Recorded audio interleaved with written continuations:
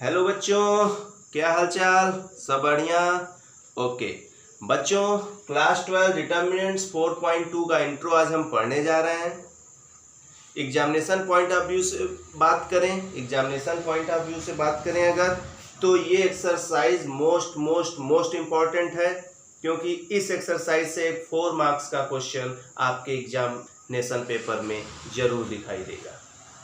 वो 4 मार्क्स का क्वेश्चन आप कैसे कर पाएंगे? अगर आप properties of determinants, total 6 property है, अगर वो 6 प्रॉपर्टी आप समझ गए तो आप वो 4 मार्क्स का क्वेश्चन जरूर कर लेंगे।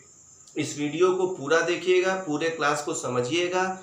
इस वीडियो के अंत तक आप 4 मार्क्स का क्वेश्चन करने के एबल हो जाएंगे। ठीक है, तो बच्चों स्टार्ट करते हैं। जैसे ये देखिए प्रॉपर्टी हम लिखे हैं, ये सारी प्रॉपर्टी आपको माइंड में रखनी होगी, क्योंकि प्रॉपर्टी के यूज से ही क्वेश्चन सॉल्व करना है। तो प्रॉपर्टी भूलेंगे तो क्वेश्चन कैसे सॉल्व होगा? तो बच्चों अगर बात करें प्रॉपर्टी 1 का, तो बोल रहा है कि the value of determinant remain unchanged if its row and column are interchanged. किसी डिटर्मिनेंट का रो और कॉलम इंटरचेंज कर दें तो वैल्यू पे, डिटर्मिनेंट की वैल्यू पे कोई इफेक्ट नहीं आता। क्या मतलब है इसका? आपको हम 2x2 के एग्जांपल से बताएंगे और वही अप्लाई होगा 3x3 में भी। तो क्वेश्चन हम लोग देखेंगे 3x3 का ही, वहां भी सीख लेंगे। तो जैसे अगर बच्चों एक हम डिटर्मिनेंट लें 2 4 5 6, अगर एक डिटर्मिनेंट हम लें 2 4 5 6 और आपसे इसकी वैल्यू पूछें तो आप कहेंगे सर 2 6 जा 12 माइनस 5 4 जा 20, और इसका आंसर आप बताएंगे -8। अब देखिए इसमें हम एक काम कर रहे हैं, रो को कॉलम से इंटरचेंज कर रहे हैं, मतलब जो रो है उसको कॉलम बना दें। तो ये जो रो है 2 4 उसको कॉलम बना दिए, और ये जो दूसरा रो 5 6 है इसको भी कॉलम बना दिए। तो यहां क्या हो गया? रो और कॉलम आपस में इंटरचेंज हो गए। इसको हम लिखेंगे कैसे? आर इंटरचेंज टू सी। क्या हो गया बच्चों? तो इसका वैल्यू अगर आपसे पूछे तो क्या बताएंगे आप? 6 2 जा 12 और 4 5 जा 20, कितना आया? -8।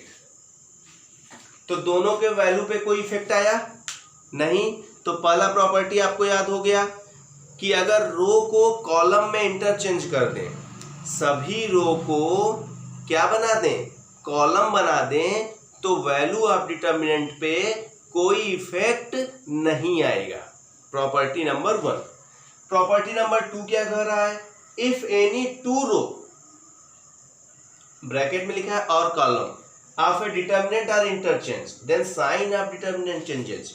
अगर 2 रो को आपस में बदल दें या 2 कॉलम को आपस में बदल दें तो वैल्यू तो सेम आएगा, बट डिटर्मिनेंट का साइन चेंज हो जाएगा। मींस जो +8 आने वाला था अब वो -8 आएगा, या -5 आने वाला होगा तो +5 आएगा।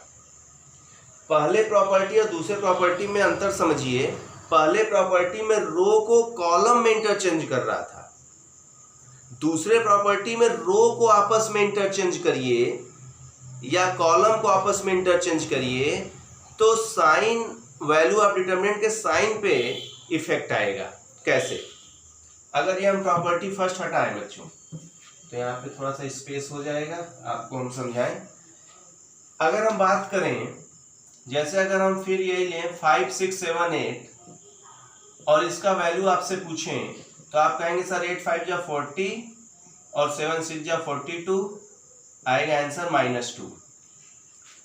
और अगर हम क्या किए, रो 1 को रो 2 में इंटरचेंज कर दिए, मतलब ये जो रो 1 है वो रो 2 पे गया और ये जो रो 2 है रो 1 पे गया, तो इसका वैल्यू क्या आएगा बच्चों? 7 6 जा 42 और 8 5 जा 40, कितना आ गया? 2 आ गया। तो देखिए वैल्यू तो सेम आया, बट क्या हो गया? साइन चेंज हो गया। यही काम अगर आप कॉलम को इंटरचेंज करते तो भी साइन चेंज हो जाता। तो ये भी प्रॉपर्टी आपको माइंड में रखनी है कि अगर किसी दो रो को आपस में इंटरचेंज कर देंगे तो डिटर्मिनेंट के वैल्यू का साइन क्या हो जाएगा, चेंज हो जाएगा। अगर पहले -2 आता था तो अब 2 आएगा, अगर 2 आता था तो -2 आएगा। ठीक है बच्चों, दूसरा प्रॉपर्टी भी क्लियर हो गया हम लोग को। प्रॉपर्टी 3 की अगर बात करें तो लिखा है if any two row of a determinant are identical then value of determinant is 0। अगर किसी डिटर्मिनेंट का दो कॉलम आइडेंटिकल हो, मीन जो इसमें लिखा है वही इसमें लिखा है, तो इसकी वैल्यू बच्चों 0 आएगी। ये आप सॉल्व करके चेक कर लीजिएगा। ठीक है, तो आगे से अगर हमें ऐसा कोई वैल्यू दिख गया जिसमें दो कॉलम या दो रो इक्वल हैं तो बिना सॉल्व किए आप इक्वल टू 0 लिख दीजिएगा। जैसे अगर कहीं लिखा है 158 और 158 यहां लिख गया तो यहां देखिए बच्चों रो 1 और रो 2 इक्वल है तो इसकी वैल्यू भी क्या आएगी, 0 आएगी। ठीक है, अगर ये लिखा 1 2 3 5 1 2 6 3 5 8 1 2 6, यहाँ पे देखिए कॉलम 1 कॉलम 3 इक्वल है तो इसकी वैल्यू भी क्या आएगी, 0 आएगी। प्रॉपर्टी 3 भी याद हो गया, प्रॉपर्टी 3 भी क्लियर। अगर दो रो या दो कॉलम आइडेंटिकल हो तो वैल्यू डिटरमिनेंट का क्या आएगा, 0 आएगा। बहुत बढ़िया। चलिए अब हम बात कर लेते हैं प्रॉपर्टी नंबर 4 की। प्रॉपर्टी नंबर 4 का बात करें बच्चों तो लिखा है each element of a row और column of a determinant is multiplied by constant k then value gets multiplied by k। अगर कह रहा है किसी रो को या किसी कॉलम को आप किसी एक नंबर से मल्टीप्लाई कर दीजिए तो पूरे वैल्यू डिटर्मिनेंट के वैल्यू को उस नंबर से मल्टीप्लाई कर देंगे तो बात बराबर है। जैसे फॉर एग्जांपल अगर हम बात करें 2 4 6 8 की डेल्टा तो इसकी वैल्यू आएगी 8 2 जा 16 और 6 4 जा 24, 16 में से 24 गया -8। अब हम क्या कर रहे हैं, R1 में 2 से मल्टीप्लाई कर दे रहे हैं। R1 में क्या कर रहे हैं, 2 से तो ये चेंज हो गया, डेल्टा 1 लिख दीजिए इसको सपोज। तो R1 में 2 से मल्टीप्लाई कर रहे हैं ये, तो 2 से मल्टीप्लाई करेंगे 4 होगा, 2 से मल्टीप्लाई करेंगे तो 8 होगा, और R2 में कुछ नहीं है। तो इस R1 में हम क्या किए, 2 से मल्टीप्लाई किए, तो देखिएगा इसका आंसर जो आएगा वो 4 8 जा 32 और 8 6 जा 48 आगे आएगा -16। मीन्स ये देखिए जो -8 आया आप डायरेक्ट इसमें 2 से मल्टीप्लाई कर दीजिए, वही उसका आंसर आएगा। ध्यान से समझिए हम क्या बताना चाह रहे हैं कि डिटर्मिनेंट के वैल्यू, डिटर्मिनेंट में अगर किसी रो में आप किसी नंबर से मल्टीप्लाई कर रहे हैं और आपको पुराना डिटर्मिनेंट का वैल्यू पता है तो उसी वैल्यू में डायरेक्ट आप मल्टीप्लाई कर दीजिए, आंसर आ जाएगा। जैसे कि एग्जांपल हम आपको और दें तो शायद आप लोग को और क्लियर हो। अगर हम बात करें एक डिटर्मिनेंट डेल्टा है 1 5 6 7 2 1 3 5 4 और इसकी वैल्यू हम सपोज आपसे कहते हैं कि इसकी वैल्यू आ गई है Q, कुछ भी आएगा, हम सपोज कर लिए कि इसको सॉल्व करने पे क्या आ रहा है, Q आ रहा है। ठीक है, और हम आपसे कहें कि अगर हम R1 में या R2 या R3 में या C1 C2 C3 किसी में भी अगर हम 3 से मल्टीप्लाई कर दें, चलिए हम R1 में 3 से मल्टीप्लाई कर दिए तो 3 से मल्टीप्लाई करेंगे आएगा 3 7 जा 21, R1 में कर रहे हैं 3 3 जा 9 और बाकी एज इट इज लिख दिए। तो कोई पूछे आपसे इसकी वैल्यू क्या होगी तो आप कहिएगा इसकी वैल्यू अगर Q है और 3 से मल्टीप्लाई किए हैं तो इसकी वैल्यू 3q आएगी। इसको सॉल्व करने की जरूरत नहीं है। क्लियर हुआ मामला? क्लियर हो गया? प्रॉपर्टी नंबर 4 भी क्लियर है, समझ में आ गया होगा। तो ये थे 4 प्रॉपर्टी। बात कर लेते हैं 2 प्रॉपर्टी और की, तब आते हैं बच्चों हम एक्सरसाइज पे। तो इसको नोट कर लीजिए तो हम आगे चलें। Property number 5। प्रॉपर्टी नंबर 5 की बात कर लेते हैं बच्चों।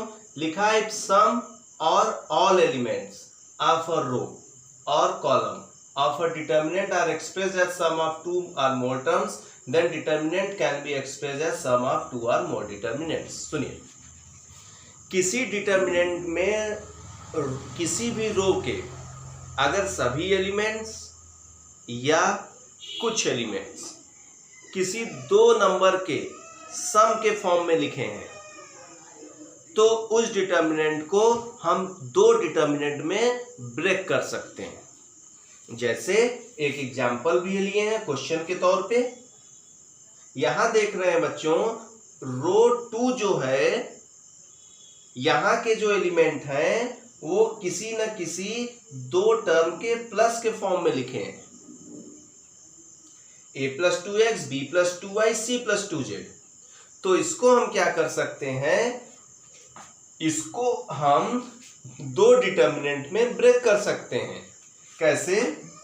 एक में इधर वाला साइड लेंगे ax, bby, ccz, प्लस एक में इस साइड से ले लेंगे a2xx, b2yy, c2zz। ये काम हम कर सकते हैं। बात समझ में आया? तो आप अभी क्वेश्चन छोड़िए, क्वेश्चन अभी हम आपको बाद में कराते हैं। फिलहाल हम देखिए क्या किए।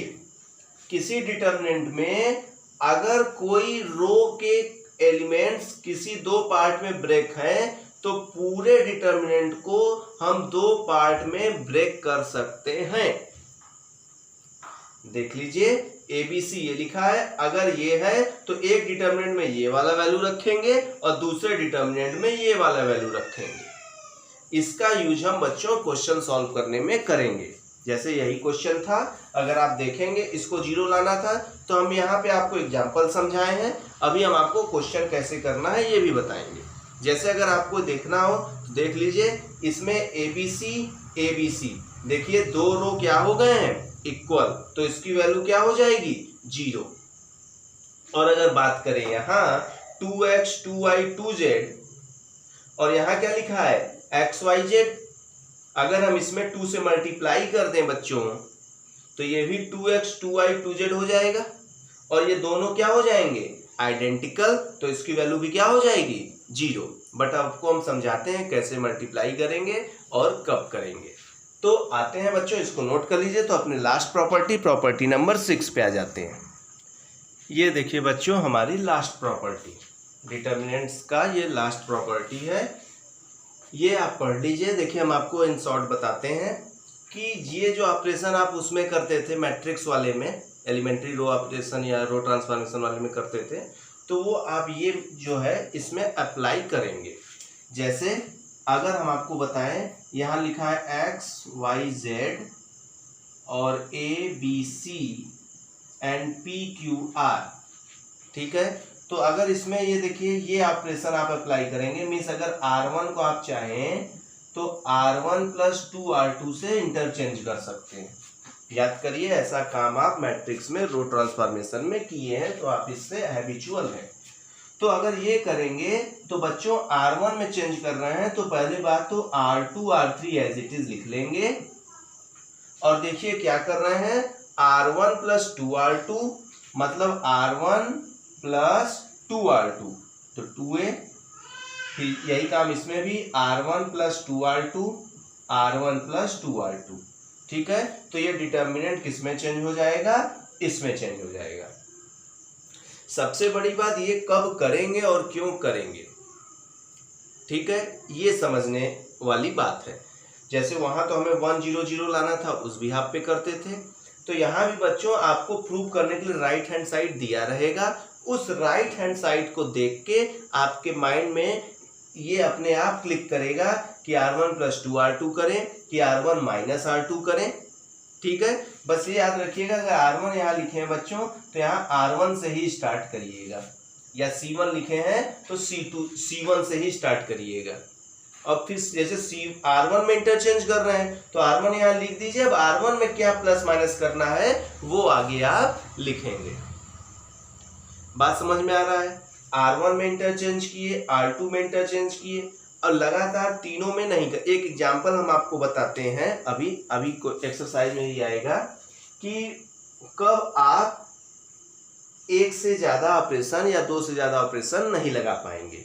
ठीक है, फिलहाल आप ये जानिए कि ये ऑपरेशन आप यूज करेंगे, कैसे करेंगे ये हम आपको बताएं। अब किस लेवल तक करेंगे, क्यों करेंगे, कब करेंगे, ये हम आपको क्वेश्चन में बताते चलेंगे। तो बच्चों लिखिए एक्सरसाइज 4.2। तो हम स्टार्ट करें उसका क्वेश्चन। ये देखिए बच्चों एक्सरसाइज 4.2 यूजिंग प्रॉपर्टीज वाले क्वेश्चंस प्रूव करने हैं। आपको हम एक एक क्वेश्चन कराएंगे, पूरा आप क्लास अटेंड करते रहिए, वीडियो देखते रहिए, एक एक क्वेश्चन आप करिए। 4-5 क्वेश्चन पहले देखिए कि क्या थिंकिंग एबिलिटी हमें लानी है इस टाइप के क्वेश्चन को प्रूव करने की। ठीक है, तो आप देखिए बच्चों यूजिंग प्रॉपर्टी प्रूव करना है। 3x3 का डिटर्मिनेंट ओपन करना भी आपको हम बताए हैं। एक्स लिखेंगे तो ये डिलीट इसको लेंगे, ए लिखेंगे डिलीट, ये करना है। लेकिन वो ओपन जो करते हैं वो काम नहीं करना है, यूजिंग प्रॉपर्टी लिखा है। आप किसी भी डिटर्मिनेंट को यूजिंग प्रॉपर्टी अगर लिखा है तो ओपन करके डायरेक्ट प्रूफ नहीं करेंगे, एक ही शर्त पे ओपन करेंगे। अगर किसी रो या किसी कॉलम में दो एलिमेंट 0 हो जाए तो तीसरे को आप लिख के डायरेक्ट ओपन कर दीजिए, क्योंकि तीसरा लिखेंगे केवल एक ही लिखना ही पड़ेगा। अगर 2 0 है तो केवल तीसरे से तुरंत एक ही टर्म में ओपन हो जाता है ना। तो अगर आपको ओपन करना है डिटर्मिनेंट को तो किसी रो में या किसी कॉलम में आपको 2 0 लाना होगा। ठीक है, तभी आप ओपन कर सकते हैं। अभी आप देखिएगा यहाँ पे देखिए बच्चों 0 लाना है तो हमारे माइंड में एक बार जरूर क्लिक करेगा कि अगर कोई 2 कॉलम या 2 रो आइडेंटिकल हो जाए तो यूजिंग प्रॉपर्टी डायरेक्ट उसको हम 0 लिख सकते हैं। तो अगर इसका हम लेफ्ट हैंड साइड देखें, X Y Z A B C X plus A Y by B Z plus C, अगर हम इसको देखें और हमें 0 लाना है, मतलब हमारे माइंड में ये बात बार बार आ रही है कि 2 रो या 2 कॉलम आइडेंटिकल हो जाए तो काम बन जाएगा। तो हम देख रहे हैं यहाँ x प्लस ए है और यहाँ x और यहाँ a है, यहाँ y प्लस b है और यहाँ y यहाँ b है, यहाँ z प्लस c है, यहाँ z यहाँ c है। अगर हम प्रॉपर्टी नंबर 6 लगा दें, मीन C1 को C1 प्लस C2 से रिप्लेस कर दें, C1 को इंटरचेंज कर दें C1 प्लस C2 से, तो C1 को क्या कर रहे हैं C1 प्लस C2, तो क्या होगा x प्लस ए, C1 plus C2 y plus b, C1 plus C2 z plus c, और बाकी तो कोई चेंज कर नहीं रहे, तो बाकी एज इट इज हम लिख लिए, ये भी एज इट इज लिख लिए और ये भी एज इट इज लिख लिए। और यहां हम देखें कि जो हमारा ये है, ये डेल्टा LHS लिए हैं, इसकी वैल्यू आ जाएगी 0। क्यों? क्योंकि जो बच्चों C1 है वो C3 के इक्वल आ गया, जो कॉलम 1 है वो कॉलम 3 के इक्वल आ गया। और हम जानते हैं किसी डिटर्मिनेंट में अगर 2 रो या 2 कॉलम आइडेंटिकल आ जाए तो उसकी वैल्यू क्या आती है 0। तो प्रॉपर्टी अगर आप सीख गए तो बल्कि आपके लिए ओपन करने से ज्यादा आसान रहेगा। समझ में आया ना? आते हैं नेक्स्ट क्वेश्चन पे, इसको नोट कर लीजिए। देखिए बच्चों क्वेश्चन नंबर 2, इसको भी 0 लाना है। ठीक है, अब देखिए इसमें हम क्या अप्लाई कर रहे हैं कॉन्सेप्ट, जहां आप 3-4 आप जहां 6 प्रॉपर्टी यूज करना सीखे, आपके लिए डिटर्मिनेंट चुटकी का खेल हो जाएगा, चुटकियों में क्वेश्चंस लगेंगे। देखिए इसमें बच्चों हम करेंगे क्या, पहली बात तो इसका लेफ्ट हैंड साइड लिख लें, ए माइनस बी, बी माइनस सी, सी माइनस ए, बी माइनस सी, सी माइनस ए माइनस बी, सी माइनस ए माइनस बी माइनस सी। अगर ऐसा रहे तो आप देख लीजिए कि अगर सब आइडेंटिकल टाइप लग रहा है, अगर ऐड करने पे काम बन जाए हमारा, जैसे अगर इसमें हम प्रॉपर्टी लगाएं C1 में C1 plus C2 plus C3, C1 में हम एक इंटरचेंज कर रहे हैं, क्या C2 C3 को ऐड कर दे रहे हैं। तो अगर ऐड करेंगे तो क्या आएगा, पहली बात C1 में इंटरचेंज कर रहे हैं तो C2 को एज इट इज हम लिख लें पहले, और C3 को भी एज इट इज लिख लें। और अब C1 C2 C3 को ऐड करिए, अगर इसको ऐड करेंगे तो a माइनस ए कटेगा, माइनस बी से प्लस बी कटेगा, माइनस सी से सी कटेगा, आ जाएगा 0। सिमिलरली इन तीनों को भी ऐड करने पे आएगा 0, इन तीनों को भी ऐड करने पे आएगा 0। तो अगर ये तो आपको हम पहले ही बता चुके हैं, अगर किसी डिटरमिनेंट में पूरा रो या पूरा कॉलम 0 हो जाए तो उसकी वैल्यू क्या आएगी, 0, क्योंकि इसको एक्सपेंड करेंगे आप 0, अगर इसके लॉन्ग एक्सपेंड करेंगे तो तीनों 0 है ना, तो 0 तो आएगा ही आएगा। समझ में आ गया, रीजन लिख दीजिएगा, सिंस ऑल एलिमेंट्स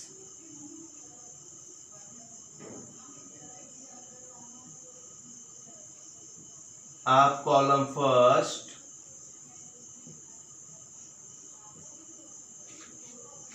आर 0।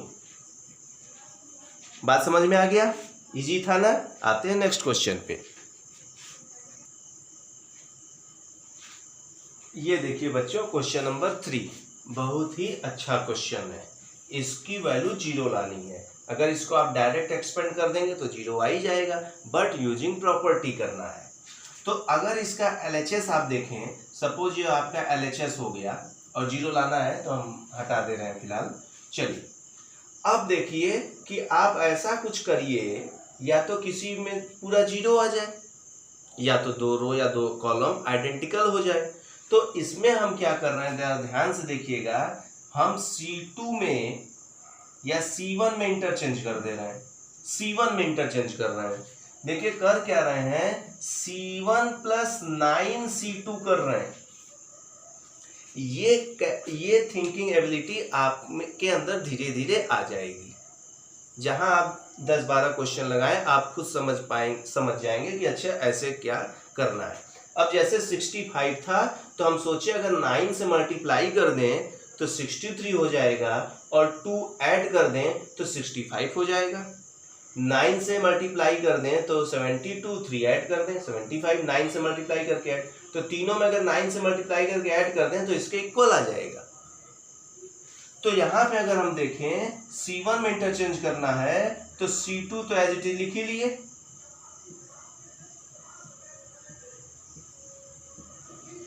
तो C1 प्लस C2 करना है, तो देख C1 प्लस 9C2 करना है, तो C1 प्लस 9C2, तो C1 प्लस 9C2 मतलब 9C2 की वैल्यू 7, यहाँ भी C1 प्लस 9C2 मतलब 9 into 8, C1 plus 9C2 9 into 9। अगर आप इसको सॉल्व करेंगे तो 65, 75, 86 आ जाएगा, और बाकी एज इट इज लिखा है। और ध्यान से देख लीजिए, इसकी वैल्यू 0 आ जाएगी। क्यों? क्योंकि C1 और C3 क्या है, आपस में आइडेंटिकल है। समझ में आ रहा है? एक एक क्वेश्चन हम आपको बताएंगे, एक एक क्वेश्चन आपको हम बताएंगे, बस आप समझते चलिए, लगाते चलिए, ठीक है। और इसके साथ सहारे आप एग्जाम्पल्स भी लगाइएगा, साइड बुक के क्वेश्चंस भी लगाइएगा। तो चलते हैं नेक्स्ट क्वेश्चन पे। हम क्वेश्चन नंबर 4 पे आते हैं। इसको भी 0 के इक्वल प्रूव करना है। तो देखिए बच्चों, इसमें हम क्या करेंगे, सपोज ये हमारा लेफ्ट हैंड साइड हो गया और 0 हम हटा देते हैं। देखिए अगर हम यहाँ मल्टीप्लाई ब्रैकेट पहले ओपन कर दें, अगर जैसे ब्रैकेट ओपन करके हम आपको दिखाएं, 1 1 1 BC CA AB, और यहाँ आएगा AB प्लस AC और BC प्लस CA और CA प्लस AB। तो अगर आप देखें बच्चों कि इसको ऐड कर दें अगर, तो AB plus BC plus AC आएगा। देखिए AB plus BC plus AC, और यहां भी ऐड करने पे क्या आएगा, यहाँ क्या लिखा है बी ए, ये बी ए होगा। तो यहाँ भी बच्चों क्या आया है A B plus B C plus C A, और इसमें भी ऐड करने पे ए बी प्लस यहाँ सी ए और सी बी, अच्छा इंटरचेंज हो गया था हमारा मल्टीप्लाई करने में, ये सी ए और सी बी। तो यहाँ भी देखेंगे A B plus B C plus C A आएगा। तो अगर ऐड करने पे सेम चीज मिल जा रहा है तो ये सबसे ज्यादा इफेक्टिव है। अगर किसी रो या किसी कॉलम के सभी एलिमेंट सेम हो जा रहे हैं तो ये काम आप जरूर करिएगा। क्यों ऐसा करेंगे? क्योंकि अगर सब सेम आ गया तो उसको हम कॉमन ले सकते हैं, और जैसे ही कॉमन लेंगे 1 1 1 बचेगा, और जहां पे 3 1 आ गया उसको हम सब्ट्रैक्ट करके 0 बना सकते हैं। 2 0 अगर हम बना दिए तो तीसरे से एक्सपेंड कर सकते हैं। तो ये आप माइंड में रखिएगा। तो हम क्या कर रहे हैं कि C2 में हम क्या कर रहे हैं C2 प्लस C3 कर दे रहे हैं। C2 में हम C2 प्लस C3 कर दे रहे हैं। तो C1 तो पहले एज इट इज लिख लें, इसको ऐड कर लिए तो AB plus BC plus CA, AB plus BC plus CA और AB plus BC plus CA, और ये ऐसे ही लिख लिए, ठीक है। और इसको हम कॉमन ले लिए। अब सुनिए, कॉमन लेने वाला प्रॉपर्टी आपको हम देखिए कब बताए हैं। आपको हम बताए हैं कि अगर किसी कॉलम में या किसी डिटर्मिनेंट किसी रो में किसी एक नंबर से अगर हम मल्टीप्लाई करते हैं तो पूरे वैल्यू पे उसी नंबर से मल्टीप्लाई हो जाता है। समझ में आ रहा है? तो हम क्या कर रहे हैं, अगर ऐसे समझिए कि अगर इसमें हम A B plus B C plus C A, इसमें अगर हम मल्टीप्लाई कर दें तो पूरे वैल्यू में भी मल्टीप्लाई हो जाएगा। मतलब यहां भी हम A B plus B C plus C A लिख सकते हैं। या आप डायरेक्ट काम किया करिए कि किसी रो या किसी कॉलम में जैसे आप सुनिए, अगर आप किसी नंबर से मल्टीप्लाई कर रहे हैं अपने मन से तो वैल्यू पे कोई इफेक्ट ना आए, इसके लिए आप उसी नंबर से डिवाइड भी कर सकते हैं। और दूसरी बात, अगर किसी रो में या किसी कॉलम में सेम एलिमेंट्स दिख रहे हैं तो आप उसको कॉमन भी ले सकते हैं। जैसे अगर यहां देखें ये तीनों सेम है तो हम A B plus B C plus C A हम क्या किए, कॉमन ले लिए। तो यहां तो 1 1 1 बचा, और इसमें अगर कॉमन ले लिए तो ये भी 1 बचा, और ये हो गया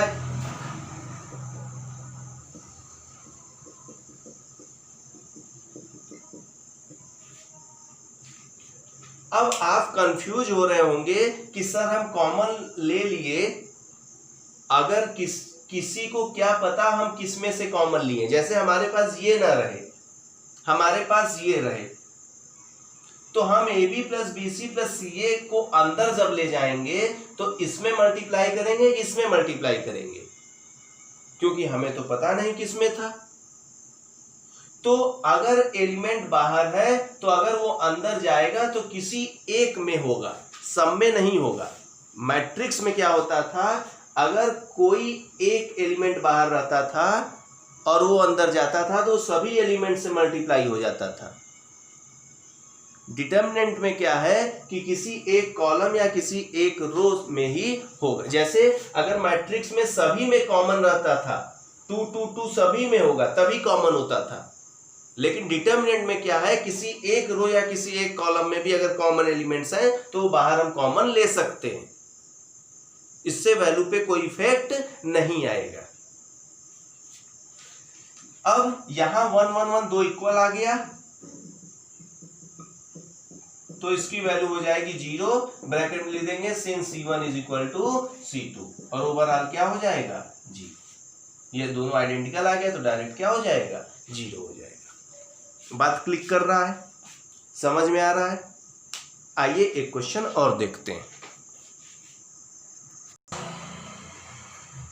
देखिए कॉमन लेने वाली बात बच्चों हम आपको एक एग्जांपल से और क्लियर कर दें, जैसे आप कंफ्यूज न रहें। जैसे अगर हम बोलें कोई डिटर्मिनेंट बच्चों है 2, 5, 6, 8, तो इसकी वैल्यू अगर आपसे कोई पूछे तो आप बताएंगे सर 8 2 जा 16 और 6 5 जा 30 और आप आंसर बताएंगे -14। अब कॉमन लेने वाली बात हम क्या कर रहे हैं, जैसे अगर इसी में से हम कॉमन ले लें तो किसमें से कॉमन है, या तो इसमें से 2 कॉमन ले लें। इसमें से देखिए कॉमन है ना, सब में 2 कॉमन नहीं है, किसी एक कॉलम या किसी एक रो से ही कॉमन हम ले सकते हैं। तो अगर इसमें से हम कॉमन ले लिए 2, इसमें से कॉमन ले रहे हैं 2, आप लिख भी सकते हैं टेकिंग 2 कॉमन फ्रॉम C2। तो C2 से ले रहे हैं तो C1 ऐसे लिख लिया, 2 कॉमन लिए तो 3 बचा, 4 बचा, और इसकी वैल्यू आप करें तो 4 2 जा 8 और 5 3 जा 15 और 8 में से 15 गया -7। देखिए वैल्यू पे कोई इफेक्ट आया? नहीं आया। बात आपको क्लिक किया कि नहीं, बोलिए। अगर अच्छा अब आपको हम इसी का उल्टा भी बता देते हैं।